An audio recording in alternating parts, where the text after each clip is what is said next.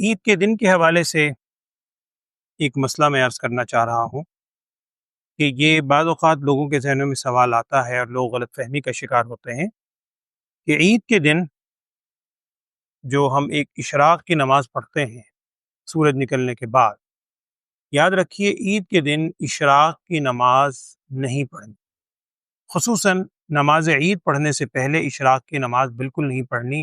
علماء نے اس کو مکروہ تحریمی لکھا ہے، اس سے بہت احتیاط کرنی چاہیے۔ لوگ غلط فہمی کی وجہ سے، یعنی سارا سال معمول ہوتا ہے اللہ کی توفیق سے، تو عید کے دن بھی وہ سورج نکلنے کے بعد 15-20 منٹ کے بعد اشراق کی نماز پڑھتے ہیں، حالانکہ عید کے دن سورج نکلنے کے بعد آپ نے نماز عید سے آغاز کرنا ہے اپنی نماز کا۔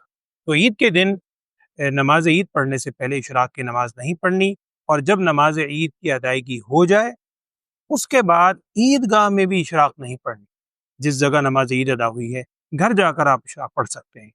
عورتوں کے حوالے سے بھی یہ مسئلہ ذہن میں رکھیں، عورتوں کو بھی اللہ نے توفیق دی ہے الحمدللہ کہ وہ اگر گھر میں ان کا معمول ہے اشراق کی نماز پڑھنے کا ہر روز، تو عید کے روز اگرچہ ان پر نماز عید واجب نہیں ہے اور وہ چاہے نماز عید میں شامل نہ بھی ہوں، لیکن ان کے لیے بھی جب تک عید کی نماز ان کے علاقے میں ادا نہ کر دی جائے اس وقت تک وہ اشراق نہ پڑھیں۔ جب عید کی نماز ادا ہو جائے اس کے بعد آپ اشراق پڑھیں۔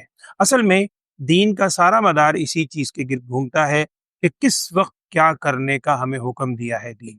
اللہ تعالیٰ یہ بات سمجھنے کی اور دین پر کامل عمل کرنے کی توفیق عطا فرمائے، آمین۔ وآخر دعوانا الحمدللہ رب العالمین۔